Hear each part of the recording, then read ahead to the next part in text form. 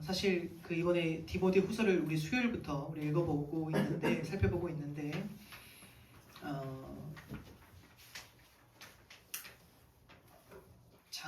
지난번에 그렇게 오래 되지 않은 시간에 디모데 후서를 나눈 적이 있습니다. 그래서 이번에는 최대한 빨리 한번 읽고 넘어가기 위해서 그냥 한 장 한 장 읽어내려고 합니다. 그러다 보니까 본문이 조금 길어진 것에 대해서 여러분이 감안을 해주시고 오늘 이 말씀을 한번 들어주시면 감사하겠습니다.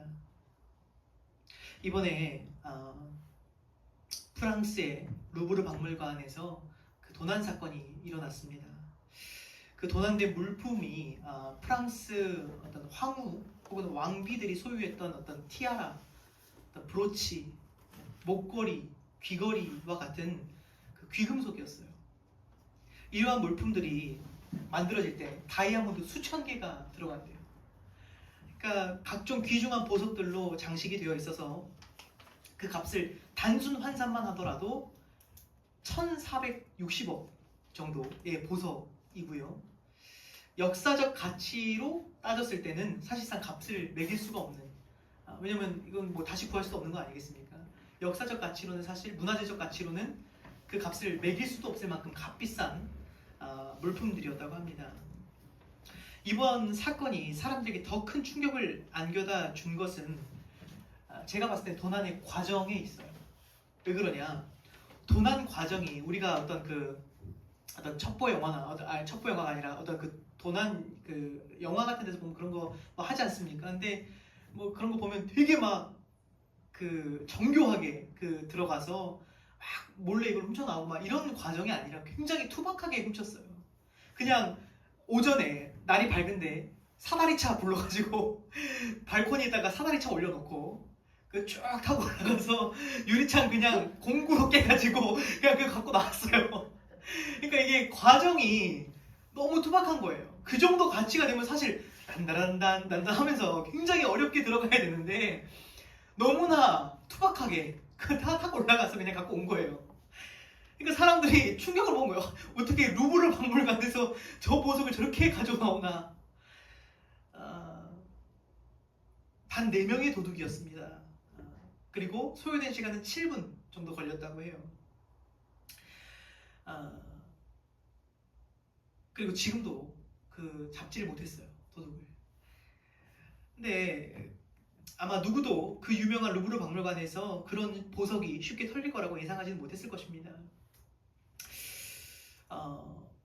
문제는 뭐냐면 이 보석들이 보석이잖아요. 도난된 물품 보석이잖아요. 만약에 이거 도둑들이 녹여버리면 범인을 잡는다고 해도 이제 이거 회생에 불과해요, 사실 피해가.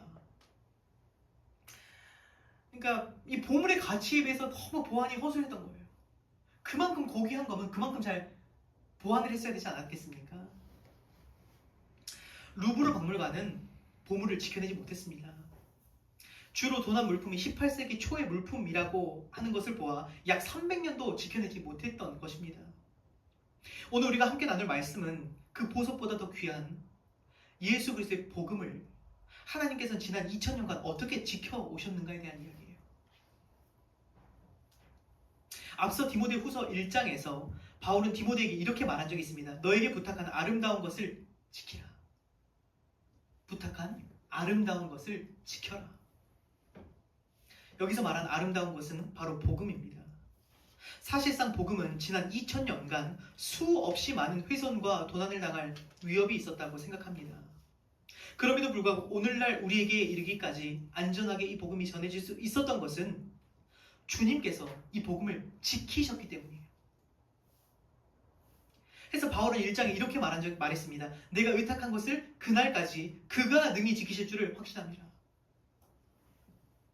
그리고 바울이 있었던 때로부터 지금까지 하나님께서 능히 이걸 지켜오신 거예요. 바울은 이미 확신했어요. 그가 능히 지키신다. 아니나 다를까 2000년 동안 무사히 그가 지켜오셨어요. 하나님께서 어떻게 이 복음을 지키실까?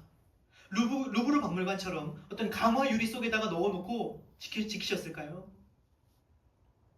이번 사건으로 우리가 배웠습니다. 그것도 별로 안전하지가 않아요. 하나님이 채택하신 복음을 보완하는 방법, 복음을 지키신 방법 무엇인지 우리 한번 읽어보도록 하겠습니다. 1, 2절 말씀 우리 한번 읽어보겠습니다. 1, 2절 말씀 읽겠습니다. 시작. 얘들아, 그러므로 너는 그리스도 예수 안에 있는 은혜 가운데서 강하고 또 내가 많은 주님 앞에서 내게 들은 바를 충성된 사람들에게 부탁하라. 그들이 또 다른 사람들을 가르칠 수 있으리라. 하나님이 지켜오신 방법은 무엇이냐? 사람이래요. 사람. 특별히 첫 번째 우리가 나눠볼 부분은 충성된 사람입니다. 먼저 충성된 사람에 대한 이야기하기 앞서 먼저 바울은 복음을 지켜야 할 디모데에게 이렇게 말합니다. 내 아들아, 그러므로 너는 그리스도 예수 안에 있는 은혜 가운데서 강하고 강하래. 먼저 강하라. 수요일에도 말씀드렸지만 디모데는 굉장히 약한 사람이었습니다. 신체적으로도 심리적으로도 기질적으로도 그는 매우 약했던 사람입니다. 근데 오늘 바울은 디모데에게 다시 한번 이제는 강하래요. 근데 사실 이게 말이 안 되지 않습니까? 약한 사람한테 야, 너 강해라 라고 한다고 해서 강해지지가 않잖아요. 달팽이한테 야, 좀 빨리 가라 하는 거랑 똑같아요. 그러니까 약한 사람한테 강하라. 근데 오늘 말씀 다시 자세히 보면 이런 뜻이에요. 예수 그리스도 안에 있는 은혜 안에서 강하라. 예전에 한 목사님이 이런 말씀 하셨습니다. 성도는 약한 자의 자리에서 시작을 해요. 약한 자의 모습에서 시작을 합니다. 그러나 은혜 안에서 강해진대요. 성도는. 결과적으로는 강해져요. 은혜는 약한 자를 강하게 만들기 때문입니다. 그래서 1차적으로 복음을 지키려면 어떻게 되죠? 강해야 돼. 그래야 뭘 지키잖아요. 강해라. 은혜 안에서도 강해야 돼. 그래야 이 복음 지켜. 그런 뜻이에요. 그리고 더 나아가 본론으로 주님께서 복음을 맡기시는 사람은 충성된 사람이라고 합니다. 이렇게 말하죠. 또 네가 많은 증인 앞에서 내게 들은 바, 복음이죠. 충성된 사람들에게 부탁하라. 그들이 또 다른 사람들을 가르칠 수 있으리라. 디모데는 바울에게 들었던 그 복음을 충성된 사람들에게 부탁하라고 합니다. 그러면 그들이 또 다른 사람들을 가르칠 수 있으리라. 충성된 사람에게 부탁하면서 복음이 보존되는 거예요. 하나님께서 충성된 사람 안에다가 복음을 넣어놓고 운반하시는 거예요. 다음 사람에게. 그렇게 2000년을 지켜오셨어요. 충성된 사람들. 여기서 부탁한다는 것은 보관해달라는 뜻이에요. 위임한다는 뜻입니다. 이 보관을 잘 좀 해달라.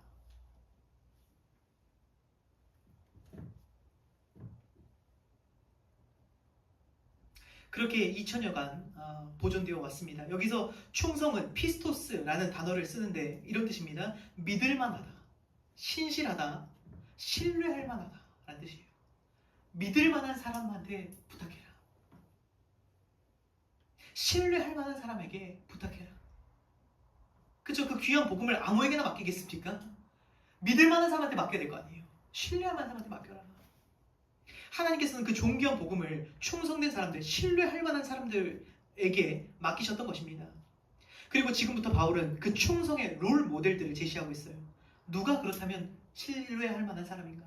누가 믿을 만한 사람의 모습인가? 우리 한번 그 그림을 그려주는 것을 한번 보도록 하겠습니다. 3, 4절 말씀, 3절, 4절 말씀 한번 더 읽어보겠습니다. 시작. 그리스도 예수의 좋은 병사로 나와 함께 고난을 받으라. 병사로 복무하는 자는 자기 생활에 얽매이는 자가 하나도 없나니 이는 병사로 모집한 자를 기쁘게 하려 함이라. 아멘.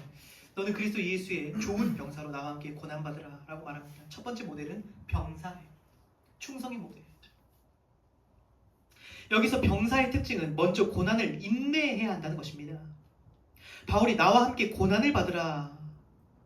함께 어려움 당하자는 뜻입니다. 이걸 뭐라 그러죠? 전우라 그래요. 전우. 함께 어려움 당하는 사이. 병사는 우선 고난받을 준비가 되어 있어야 하는 것입니다. 사람들이 군대 가기 싫어하는 이유가 뭐죠? 고난받기 싫어서예요. 가면 고난길이 이게 뻔하기 때문에 안 가고 싶은 거잖아요. 그렇죠? 병사의 마음가짐은 뭐냐? 고난받을 준비가 되어 있는 거예요. 그 사람이 충성된 사람이다. 고난받을 준비가 되어 있는 사람.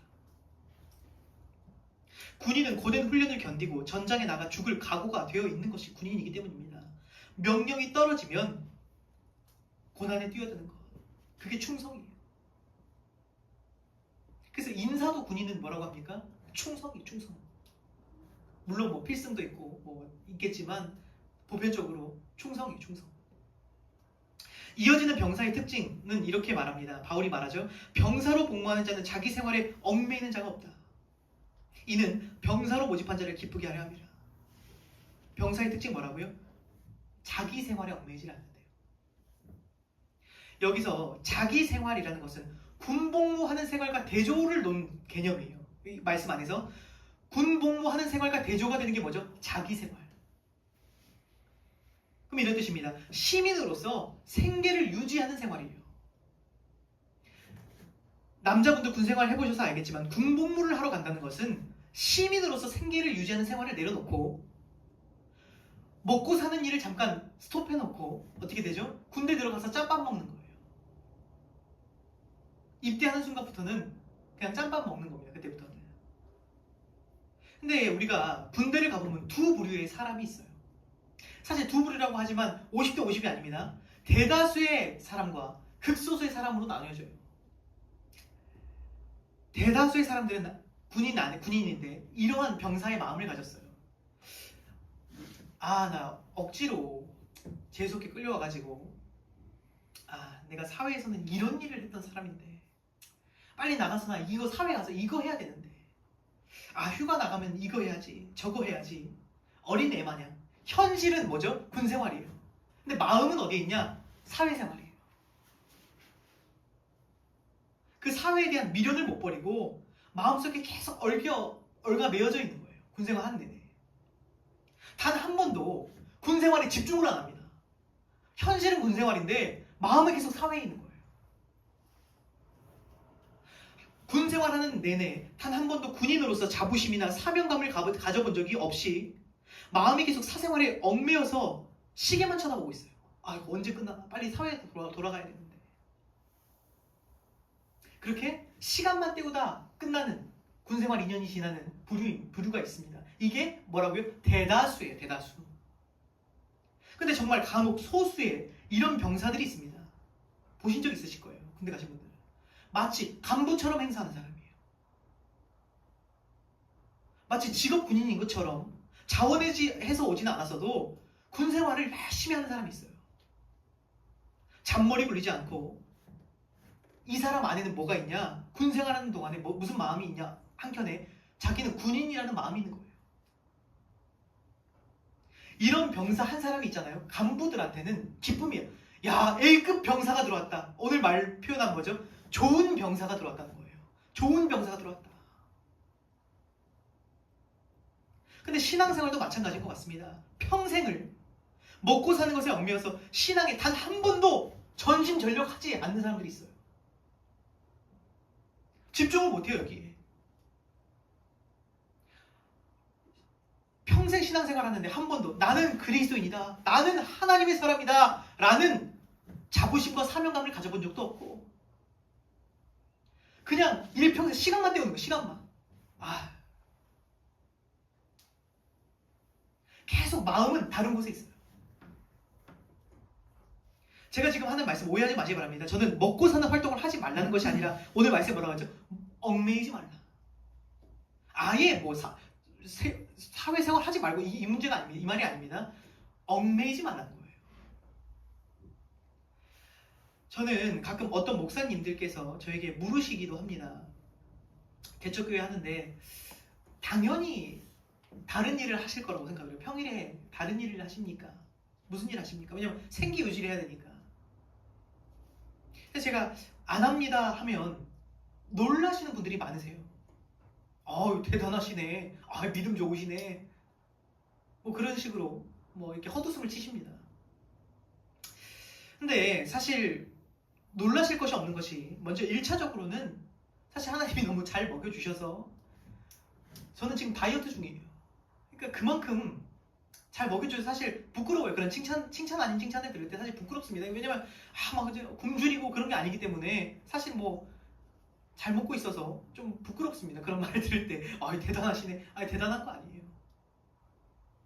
근데 제가 한 가지 더 제 마음속에 품은 마음이 있어요. 뭐냐면 전 이렇게 생각합니다. 큰 어떤 그죠? 유명한 대형 교회의 목사는 목사고 개척교회의 목사는 반 목사가 아니에요. 그렇죠? 둘 다 목사예요.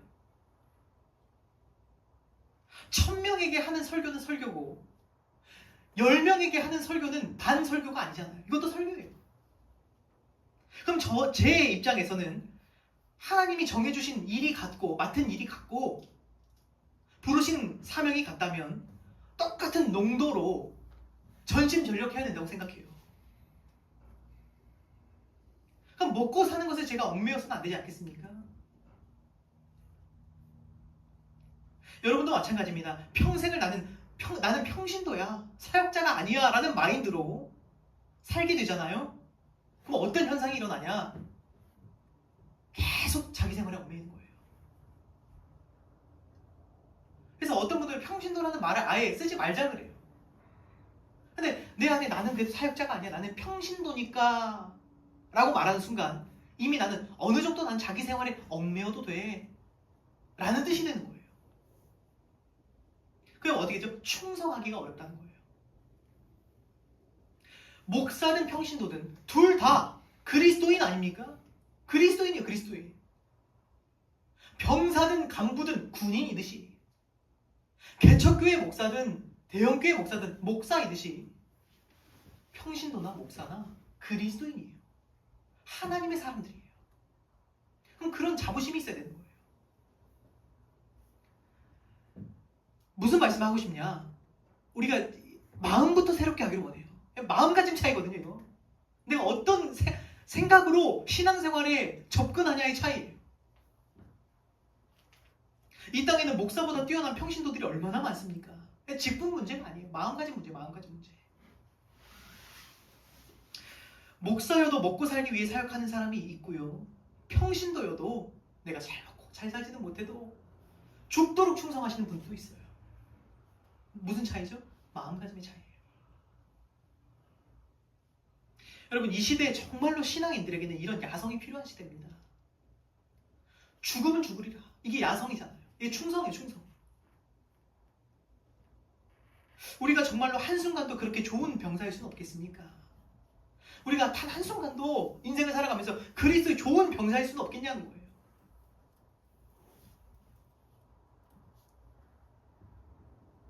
많은 분들이 이런 거 같아요. 세상을 즐기기에는 하나님을 알아버렸어요. 마음대로 즐기지도 못해요. 어느 정도 하나님을 알아버렸거든요. 근데 그렇다고 하나님께 충성을 드리자니 계속 생활에 얽매여요. 아직도 세상에 미련이 남아서 머뭇머뭇거려요.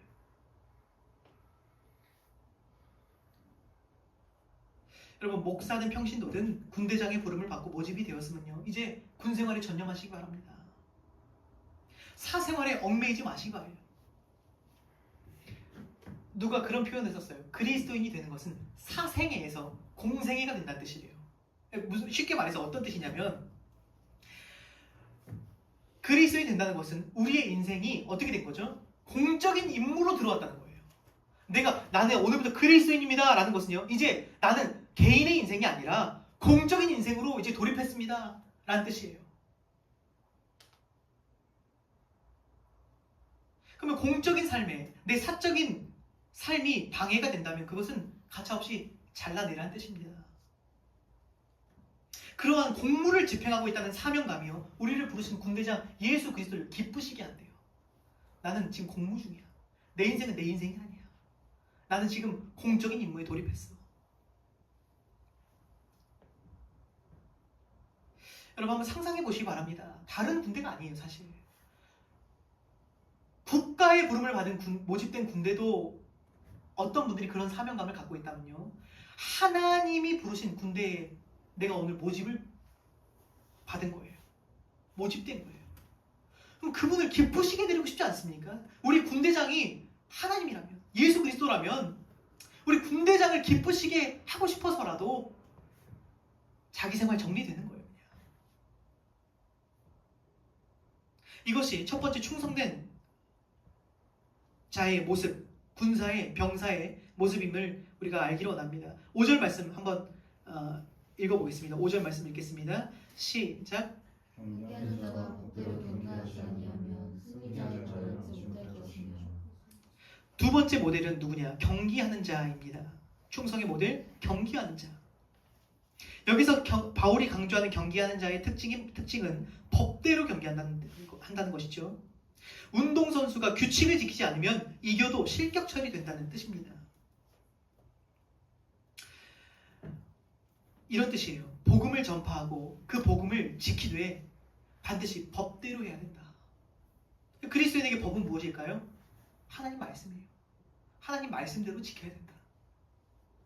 간혹 본인이 너무 뜨거운 나머지, 열정이 앞선 나머지 아무에게나 아무렇게나 복음을 전하면 된다고 생각하시는 분들이 있는 것 같습니다.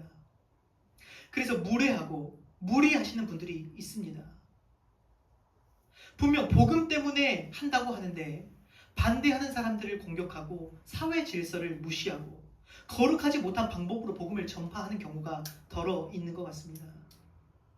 그것이 그분들 나름대로 충성이라고 생각할 거예요. 그렇죠?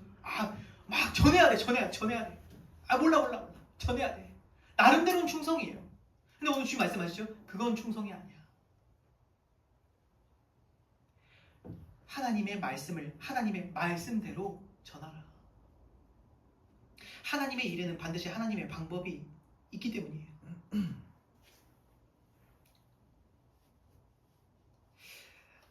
사실 아무렇게나 하면 된다면 얼마나 쉽겠습니까? 아무렇게나 하면 돼요. 된다고 하면 얼마나 쉬워요. 막 하면 되니까. 근데 수단과 방법을 가리지 않고 우리의 입맛대로 복음을 전하는 것이 아니라 그거는 쉽고 넓은 길. 그러나 좁은 길은 뭐죠? 하나님의 말씀을 하나님의 말씀대로 보존하는 거예요. 그래서 어려운 거예요. 이 하나님의 규칙, 하나님의 법에 순종하는 것이 충성이에요. 그죠? 충성의 두 번째 모델 뭐죠? 순종하는 거. 세 번째, 6절 읽겠습니다. 6절 읽습니다. 시작.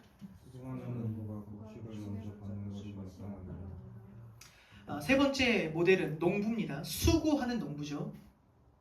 게으름과 충성은 공존할 수가 없는 것이 아닌가 생각이 됩니다. 마땅히 수고하고 애쓰는 것이 당연한 충성이 아니겠습니까? 여기서 특별히 농부의 수고는 이런 수고예요. 단조로운 수고.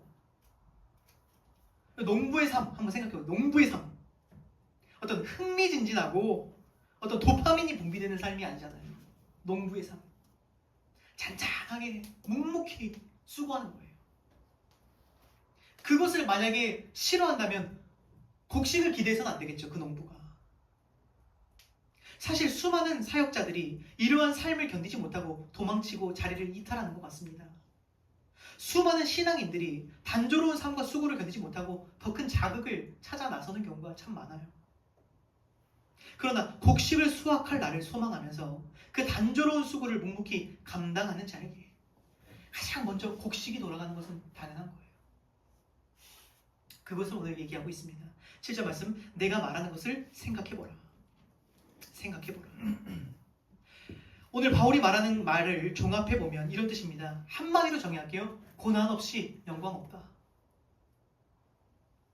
고난을 거부하고 자기 생활에 얽매여서 군대장을 기쁘시게 해드릴 수는 없는 것이고, 법대로 하지 않으면 승리자의 관을 얻지 못하며 수고하지 않으면 곡식은 없다는 것을 얘기하고 있습니다. 값비싼 것 중에 쉽게 얻을 수 있는 것이 없다는 뜻이죠. 이렇게 주를 위해 고난받기까지 충성한 사람들을 통해 복음이 지켜지고 승리자의 관과 곡식이라는 영광이 주어지게 되는 것입니다. 자, 지금까지 바울이 충성에 대하여 그림을 그려줬습니다. 지금부터는 잠깐 그림이 아니라 군인 한번 생각해봐, 경기하는 자 생각해봐, 농부 한번 생각해봐, 이런 그림을 그려줬다면 이제는 실질적으로 그 충성된 사람이 어떤 모습이었는지 보여주고 있어요. 실질적인 모델. 8절 말씀 읽어보겠습니다. 시작. 내가 전한 복음대로 다윗의 시로 죽은 자 가운데서 다시 살아나신 예수 그리스도를 기억하라. 첫 번째 충성에 그렇게 살았던 모델 누구죠? 예수 그리스도예요. 다윗의 씨로 인간의 모습으로 오신 예수 그리스도. 그분이 이렇게 하셨다는 거예요. 그분이야말로 자기 영광 다 버리지 않았습니까? 자기 생활 버리셨어요.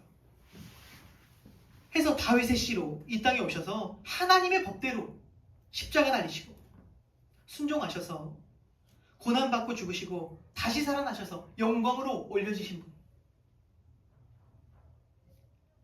충성스러운 분이세요.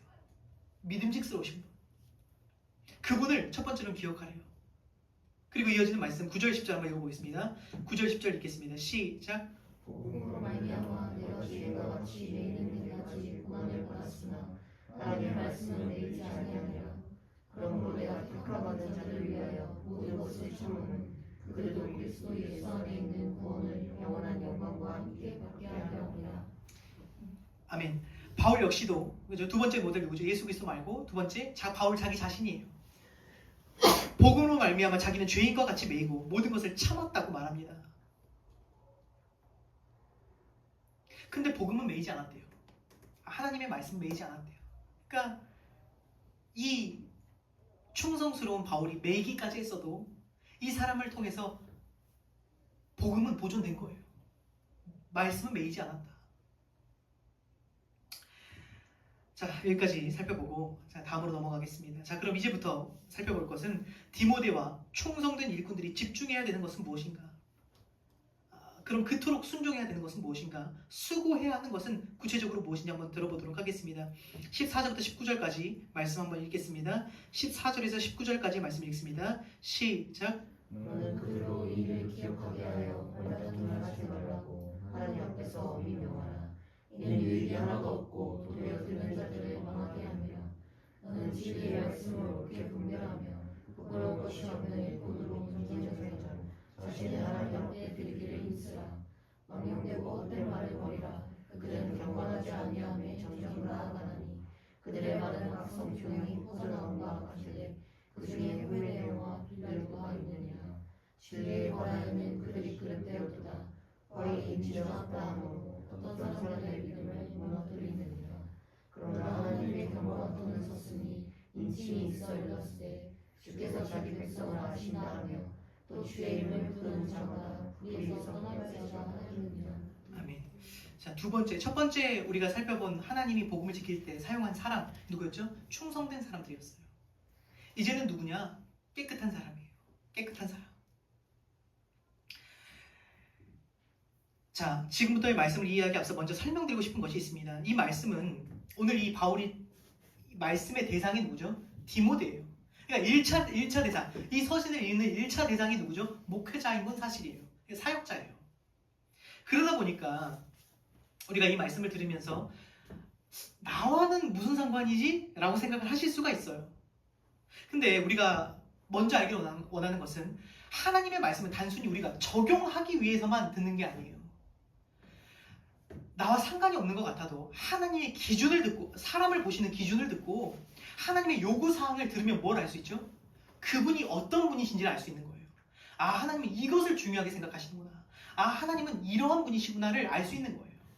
그래서 여러분들이 이것이 나와 상관없다 생각하지 마시고 아, 하나님이 이런 것을 중요시 여기는구나. 아, 하나님은 이런 분을, 이런 사람을 기뻐하시는구나를 유념하시면서 들어주시면 좋을 것 같습니다. 15절에서 이렇게 말합니다. 너는 진리의 말씀을 옳게 분별하여 부끄러울 것이 없는 일꾼으로 인정된 자로 자신을 하나님 앞에 드리기를 힘쓰라. 여기서 힘쓴다는 것은 앞서 농부가 말한 것처럼 수고하는 거예요. 열심히 한다. 무엇에 수고하냐? 진리의 말씀을 옳게 분별하는 데 수고하래요. 힘쓰래요. 여기서 분별한다는 것은 원어로 보면 어떤 뜻이냐? 바르게 배달한 뜻이에요. 그러면 어떤 뜻이요? 말씀을 바르게 자른다 라는 건 무슨 뜻이냐? 올바르게 분석하고 가르치라는 거예요. 하나님의 말씀을 정확하게 바르게 분석해서 올바르게 전하는데 힘쓰라.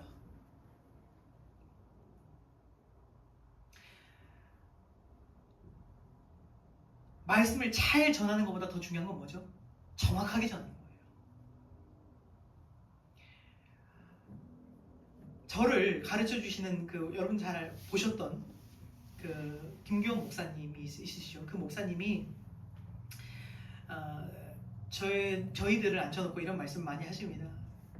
이게 사역자에겐 너무 중요한데 이것이 어려운 이유는 뭐냐? 사람들이 왜 이 일에 전념하지 못하냐? 말씀을 올바르게 자르는데 왜 전념하지 못하냐? 이게 힘쓰라, 말 그대로 힘든 일인 거예요. 하나님의 말씀을 정확하게 분석해서 전한다는 것이요, 사실 생각보다 굉장히 힘들고 고단한 임무예요. 어떻게 보면 농부와 같이 어떤 흥미진진한 것이 없고 그냥 수고할 수밖에 없는 그런 일이거든요. 사실 어떤 자극이 없어요, 여기에는. 그러니까 사람들이 어떻게 하죠? 쉬운 걸 선택하는 거예요. 차라리 프로그램 짜는 게 재밌고 흥미진진하거든요.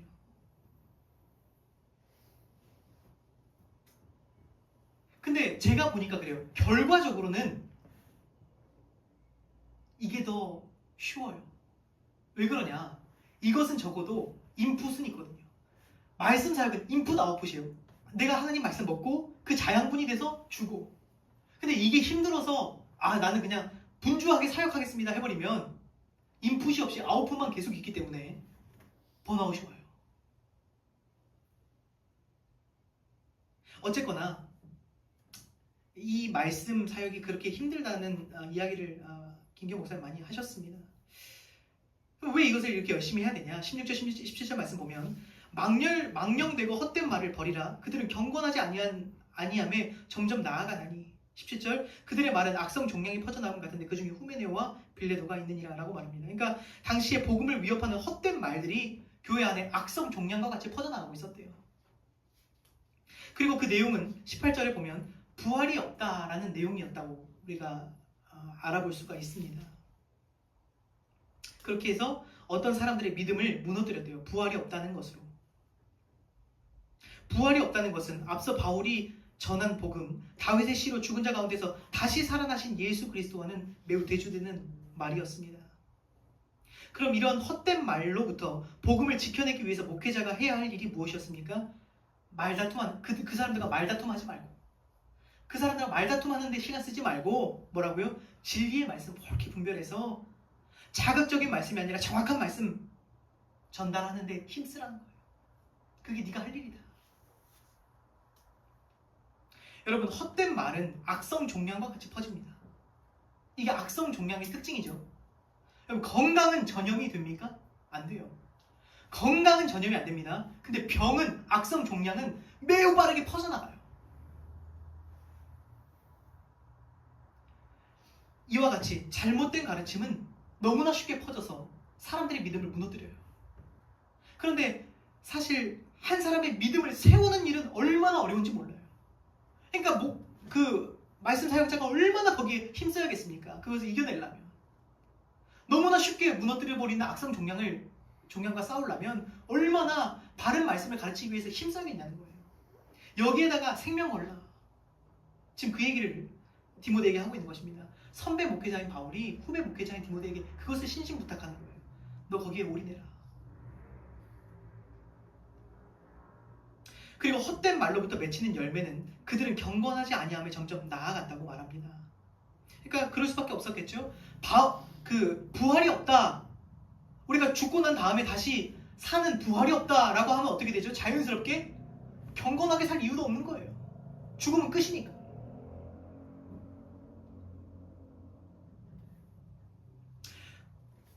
건강한 메시지인지, 이 말씀이 건강한 메시지인지 악성 종양과 같은 메시지인지를 우리가 알기를 원하면 뭘 보면 알 수 있냐? 이게 사람을 점점 경건하게 하는지 불경건하게 하는지를 보면 알 수 있어요. 자꾸 말씀을 듣는데 사람이 점점 불경건해진다? 악성 종양과 같은 거예요. 들으면 들을수록 그래도 저 사람이 경건해지고 바르게 살려고 몸부림치고 뭐죠? 메시지가 건강하다는 거예요. 불경건한 메시지는 불경건한 삶을 만들어내게 되어져 있기 때문입니다. 자, 마지막으로 20절, 22절 한 번 더 읽겠습니다. 20절, 22절, 20에서 22절까지 말씀 읽겠습니다. 시작. 그 집에는 큰 그릇과 안 그릇뿐 아니라 안 그릇과 질그릇도 있어 귀하게 쓰는 것도 있고 천하게 쓰는 것도 있나니 그러므로 누구든지 영역에서 자기를 깨끗하게 하면 귀에 쓰는 그릇이 되어 거룩하고 주인의 쓰심에 합당하며 모든 선한 일에 준비함이 되리라. 또한 나는 참되는 정욕을 피하고 주의 깨끗한 마음으로 불륜자들과 함께 의와 믿음과 사랑과 평을 따르라. 아멘. 여기서 큰 집은 우주적 교회를 가르칩니다. 교회 안에는 금그릇과 은그릇뿐 아니라 나무그릇과 질그릇도 있고 귀하게 쓰는 것과 천하게 쓰는 것이 있다. 누구든지 이런 것에서 자기를 깨끗하게 하면 귀히 쓰는 그릇이 되어 거룩하고 주인의 쓰심에 합당하며 모든 선한 일에 준비함이 되리라. 여기서 이런 것에서 자기를 깨끗하게 하라라고 합니다. 이런 것에서 자기를 깨끗하게 하라. 앞서 제가 이미 두 가지를 설명드렸습니다. 뭐였죠? 진리의 말씀을 옳게 분별하여 교리적으로 깨끗해야 돼요. 1차적으로. 교리적으로 깨끗해라. 그리고 두 번째, 불경건이 아니라 경건해라. 삶이 깨끗해야 된다. 교리적으로 깨끗하고 삶이 깨끗하고 이런 것으로 자신을 깨끗하게 하라. 그러면 모든 선한 일을 할 준비가 되어서 귀하게 쓰임을 받게 된대요. 여러분, 주님이 보시는 기준은 뭐라고요? 깨끗함이래요. 그릇이 더러우면 무엇을 거기다 담으면 어떻게 됩니까? 더러운 그릇에 아무리 맛있는 음식을 집어넣어도 먹을 수 있어요? 못 먹어요. 오염이 돼버리기 때문에.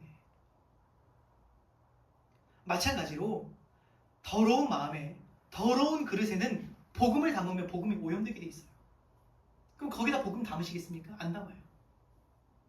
주님이 보시는 기준은 뭐냐? 귀하게 무엇을 귀히 쓸고 그릇을 어떤 그릇 찾죠? 깨끗한 그릇.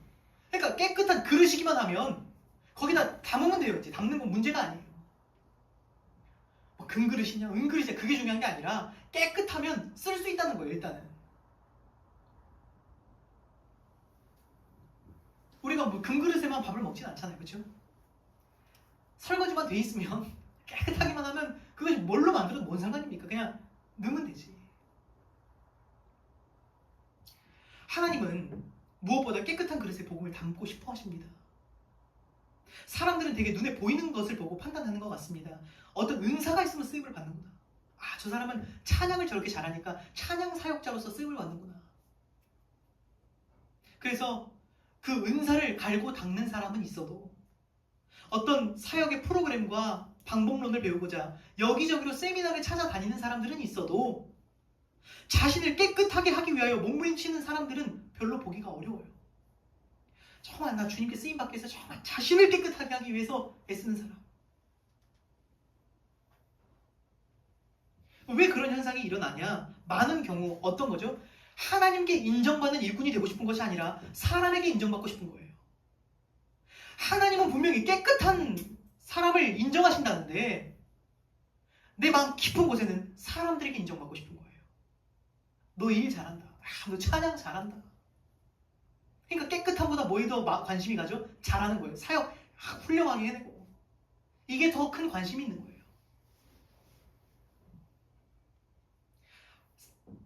하나님보다 사람을 더 의식하고 있기 때문입니다. 그러나 오늘 바울은 분명히 말합니다. 너희는 하나님께 인정된 자로 자신을 드리래요.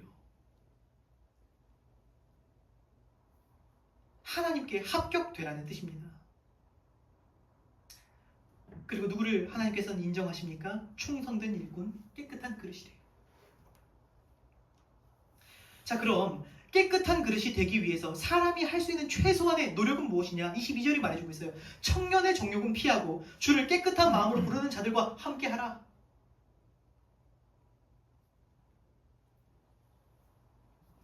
내가 깨끗해지기 위해서 어떻게 하라는 거죠? 나를 깨끗한 환경에다 집어넣어 놓으라는 거예요. 정욕은 피하고 주를 깨끗한 마음으로 부르는 자들과 함께 있어라. 이게 자신을 깨끗하게 하기 위한 최소한의 노력이기 때문이에요. 죄를 전염병 피하듯이 피하고 깨끗한 마음으로 신앙생활하는 사람들과 함께 있으라는 것입니다. 나를 은혜의 자리에 계속해서 노출시키라는 거예요. 이것은 당연한 거 아니겠습니까? 그렇죠?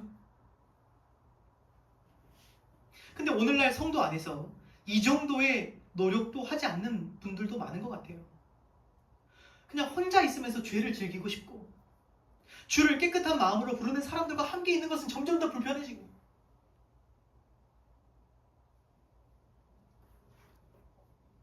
그렇더라도 노력해야 될 거 아닙니까? 나를 깨끗하게 하기 위해서 최선 나를 그런 환경에 넣어놓는 거예요. 내가 죄 짓지 않는 환경으로 들어가는 거예요. 여러분, 오늘 분명 이렇게 말해요. 청년의 때에 정욕을 피하래요. 그럼 청년 여자 공교롭게도 오늘 이 자리에 앉아 있으신 분들 다 청년들이에요. 청년의 때에 자기 자신을 믿지 마시기 바랍니다. 나는 혼자 있어도 경건을 지킬 수 있어. 나는 굳이 괜찮아. 나 혼자서도 신앙을 유지할 수 있어. 그런 자기 자신을 과신하지 말라는 거예요. 우리는 어떤 환경에다 집어넣느냐에 따라서 우리는 변하게 돼 있어요. 오히려 이게 마땅하지 않나 싶어요. 나는 그런 환경에 가면 죄 지을 수밖에 없는 존재야 라는 것을 차라리 인정하고 나를 믿지 말고 나를 계속 깨끗한 곳에다가 넣어놓는 거예요. 이것이 자신을 깨끗하게 하기 위한 최소한의 노력인 것입니다. 마지막 23절에서 26절 말씀 읽고 마치겠습니다. 23절에서 26절 함께 읽겠습니다. 시작. 어리석고 무식한 변론을 버리라. 이에서 다툼이 나는 줄 알며 주의 종은 마땅히 다투지 아니하고 모든 사람에 대하여 온유하며 가르치기를 잘하며 참으며 거역하는 자를 온유함으로 회개하시니 혹 하나님이 그들에게 회개함을 주사 진리를 알게 하실까 하며 그들로 깨어 마귀의 음모에서 벗어나 하나님께 사로잡힌 바 되어 그 뜻을 따르게 하실까 하니라. 어리석고 무식한 변론은 주님의 방법이 아니라고 오늘 못 받고 있습니다. 같이 진흙탕 싸움으로 들어가서 말다툼하는 것은 주님의 뜻이 아니래요. 그것은 깨끗함이 아니라 자신을 더럽히는 일이 되잖아요. 그렇죠? 계속 그 뭐 사소한 언쟁에 나도 들어가서 막 변론하고 그거 하지 말고 그거 깨끗한 거 아니다. 주의 종은 마땅히 다투지 않고 모든 사람에 대하여 온유하며 가르치기 잘하며 참으며 거역하는 자를 온유함으로 훈계하래요. 그러니까 들어보시면 아시겠죠? 오늘 주님의 메시지, 우리를 향한 메시지는 어떤 지저분함이 없어요. 깨끗하라. 어떤 말다툼 거기 휘둘리지 말고 너는 네 할 일하고 말씀 옳게 분별하고 부끄러울 것이 없이 일하고 거역해도 온유함으로 대하고 너는 깨끗하라.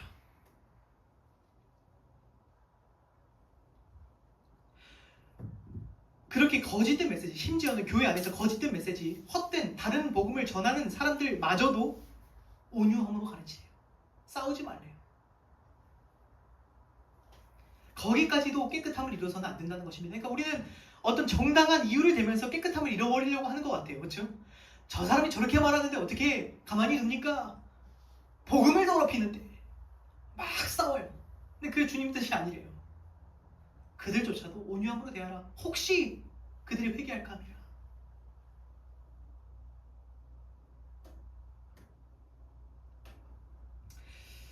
말씀을 매듭지으며 이렇게 말씀드리고 싶습니다. 오늘날 이러한 충성되고 깨끗한 일꾼들이 이 땅에 필요합니다.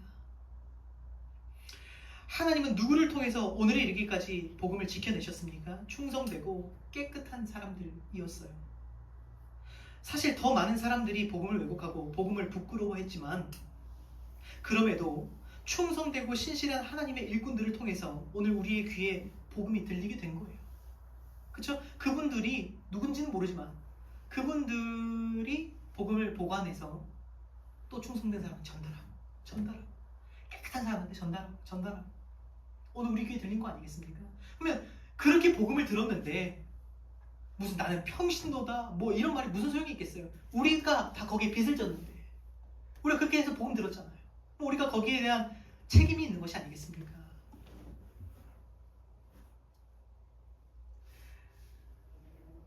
오늘날에도 우리가 생각하는 것보다 훨씬 더 그 이상으로 복음은 위협을 받고 있어요. 언젠가 대학원 수업 중에 교수님이 이런 질문을 하신 적이 있습니다. 오늘날 교회에 반드시 있어야 되는데 없는 것이 무엇입니까? 다양한 의견들이 나왔어요. 저는 평소에 가지고 있었던 생각이었기 때문에 가감없이 말했습니다. 복음입니다. 그러자 어떤 분들은 웃으셨어요. 아마도 이런 생각이셨을 것 같아요. 교회에 복음이 없다니 말이 되나? 복음은 당연히 있지. 그러나 제가 봐온 결과 그렇지 않았습니다. 복음이 없다는 것은 어떤 뜻이냐?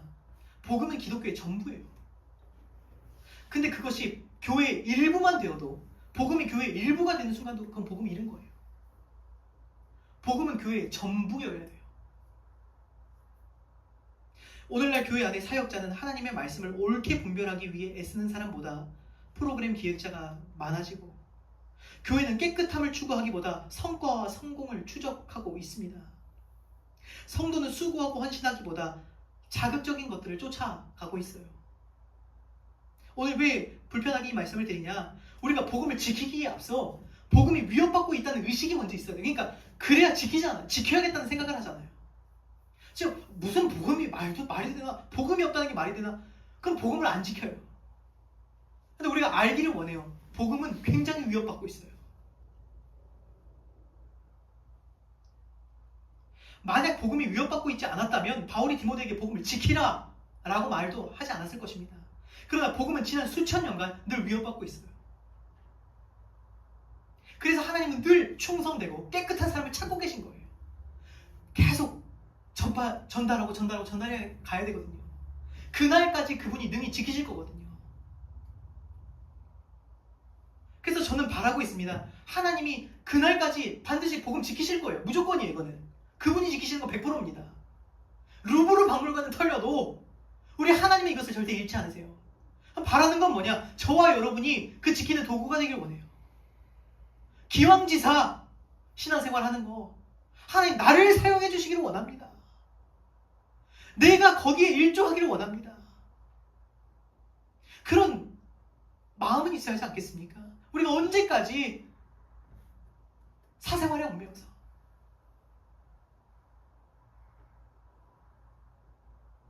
여기까지 말씀드리면 어떤 분들이 이렇게 생각하실 수 있으실까 봐 말씀드립니다. 목사님, 저는 들어보니까 저는 깨끗한 그릇은 이미 아닌 것 같아요 라고 낙심하실 분들도 계실 거예요. 그러나 그렇지 않아요. 왜 그렇죠? 예수 그리스도의 보혈로 씻으시면 돼요. 오늘도 보혈로 나를 깨끗하게 씻고 다시 한번 나아가면요, 주님 그 그릇 쓰시는 거예요. 다시 시작하시면 됩니다. 이제부터 이 삶은 이제 공적인 임무, 지금 우리 어떤 공적인 임무죠? 지금 이 복음 운반하는 이 공적인 임무에 우리가 돌입한 거예요. 그 엄청난 막중한 임무 아니겠습니까? 이거 복음, 오늘 말씀 제가 제목을 복음을 잘 부탁한다고 했어요. 복음을 부탁한다. 공적인 임무에 돌입한 거예요. 야, 이거 받았는데, 이 귀한 걸 받았는데 이제 우리가 어떻게 하겠습니까? 충성해야 되는 거예요. 근데 맡겨진 임무 충성되게 전달하겠습니다. 이거 다음 세대에 전달해줘. 충성. 이 귀한 거 내가 잘 전달하겠습니다. 그리고 언젠가 우리가 마침내 주님 앞에 서는 그날 이렇게 말씀해 주실 거예요. 상상해 보시겠습니까? 잘했다. 충성된 종아. 잘했어. 그렇게 칭찬 들으시는, 사람의 인정이 아니라 하나님께서 인정하시는 일꾼이 되시는 저와 여러분이 되기를 간절히 축원드립니다. 함께 찬양 드리고 기도하겠습니다.